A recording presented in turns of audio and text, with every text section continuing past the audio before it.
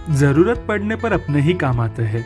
दवाइयाँ और जरूरी सामान अपने नजदीकी मेडिकल स्टोर से ही मंगवाएं। लोकल को सपोर्ट करें। डाउनलोड करें आयु ऐप, सबसे तेज सबसे भरोसेमंद। बात करते हैं गुर्जर आरक्षण आंदोलन के। दरअसल आज चौथे दिन भी आरक्षण की मांग को लेकर भरतपुर के पीलूपुरा में गुर्जर आंदोलनकारी पटरियों पर बैठे हैं। हालांकि अब डेडलॉक टूटने लगा है। गुर्जर आंदोलन के बीच गुर्जर नेता कर्नल किरोड़ी सिंह बैंसला से बात करने के लिए मंगलवार को आईएएस नीरज के पवन आंदोलन स्थल पहुंचे। वहीं आज भी पवन और बैंसला के बीच वार्ता हो सकती है। इस दौरान पवन ने कहा कि सरकार गुर्जरों की मांग को लेकर सकारात्मक है। गुर्जरों की मांग मानी जा रही है।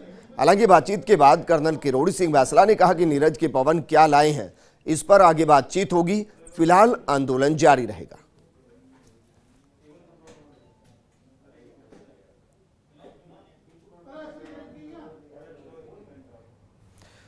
तो तस्वीर हम आपको दिखा रहे हैं, कल रात की तस्वीर है। नीरज के पवन वहां पहुंचे थे, ट्रैक पर पहुंचे थे। इसके बाद आपसी बातचीत हुई, लेकिन बातचीत के दो अलग अलग पहलू हैं। एक तरफ नीरज के पवन है जो कह रहे हैं कि बातचीत सकारात्मक रही और कई ऐसे मुद्दे हैं जिनको लेकर सीधा उन्होंने ऑफर भी दिया। उन्होंने बैकलॉग को लेकर ऑफर दिया। उन्होंने जो 3 शहीद हुए मृतक परिवार से नाम लेने के लिए कहा जिनको नौकरी दी जा सके, ये भी उन्होंने सीधा कहा। इसके अलावा उन्होंने कहा कि जो भी मांगे है बैठकर बात की जा सकती है। दूसरी तरफ कर्नल बैंसला है, उन्होंने कहा कि जो भी लेकर आए हैं नीरज के पवन, उस पर बातचीत चल रही है। अब चूंकि विजय बैंसला का जन्मदिन था, कल ट्रैक पर ही धूमधाम से मनाया गया। ट्विटर पर उन्होंने फोटो भी शेयर किए जिसमें सिर पर वो टोपी लगा रहे हैं, बर्थडे टोपी लगा रहे हैं। मायने बहुत है, लेकिन नीरज के पवन यकीनन गुर्जर समाज और सरकार के बीच एक महत्वपूर्ण सेतु के तौर पर काम कर रहे हैं और सेतु के तौर पर काम करते हुए वो वहां पहुंचे हैं। मेरे सहयोगी अश्विनी मेरे साथ जुड़ चुके हैं। अश्विनी, एक तो वहां की तस्वीरें दिखाई और दूसरा, क्या ये माने कि नीरज के पवन वो संकट मोचक जो सरकार की तरफ से भी संकट मोचक की भूमिका में और गुर्जर समाज की तरफ से भी संकट मोचक की भूमिका में?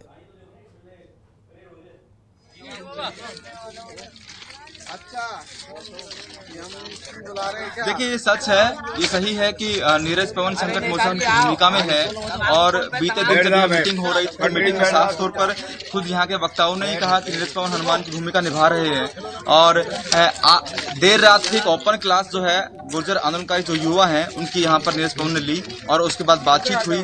अभी थोड़ी देर पहले तक ट्रैक पर नीरज पवन थे और अब कर्नल बैंसला से मिलने गए हैं। करौली कलेक्टर और नीरज के पवन कर्नल बैंसला से आज मिल सकते हैं। मैं यहाँ ट्रैक पर मौजूद हूँ, मैं दिखाता हूँ आपको। जो रात भर लोगों का ठहरना होता है, ये सही है कि सुबह सुबह कुछ लोग आसपास के गांव में चले जाते हैं। आज करवा चौथ है, उसका भी कुछ असर है, लेकिन बाकी जो लोग हैं वो यहाँ पटरी पर मौजूद हैं। मेरे साथ भानु प्रताप हैं, करौली से आप आते हैं।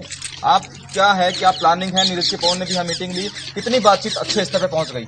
देखो, कल से हमें उम्मीद जागी, सरकार ने गंभीर माना है। तो हम ऐसा नहीं है कि हम यहाँ पर कोई परमानेंट बैठना चाहते हो, केवल हम तो हमारी मांगों को मनवाना चाहते हैं।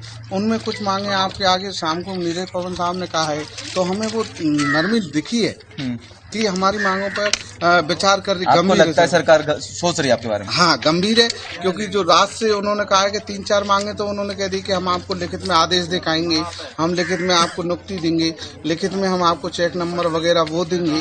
तो हमें इससे उम्मीद जगी और इससे ये सरकार रात से गंभीर है। तो आपको लगता है कि कर्नल और विजय बैंसला जो है बहुत जल्दी इस आंदोलन का हस्तक्षेप करेंगे, कुछ मांगे जो है वो मान ली जाएंगी और सरकार की सहृदयता आपके पीछे दिखती है? बिल्कुल, सरकार देखो, वार्ता के बगैर तो कुछ होना नहीं, वार्ता तो होनी है। और सरकार का जो स्टैंड अभी जो बना है वो रात से बना है, क्योंकि कोई सारी बातें निकल के आई हैं। आगे आपने देखा कि अब स्टैंड ठीक है सरकार का? हाँ, रात से स्टैंड ठीक। देखिए, साफ तौर पर आंदोलनकारी खुद ये मानते हैं कि सरकार ने कल शाम से गंभीरता दिखाई है, सहृदयता है और जो स्टैंड सरकार का है वो कुछ ठीक है। कुछ बातें मानने की बात सामने आई है कि नीरज पवन ने सबके सामने जो बात मानी, दोबारा बात मानी और अब इन्हें भी लगता है कि बहुत जल्दी कुछ अच्छे परिणाम आ सकते हैं, बातचीत के परिणाम आ सकते हैं। जी, चलिए अश्विनी, वापस आपके पास लौटेंगे।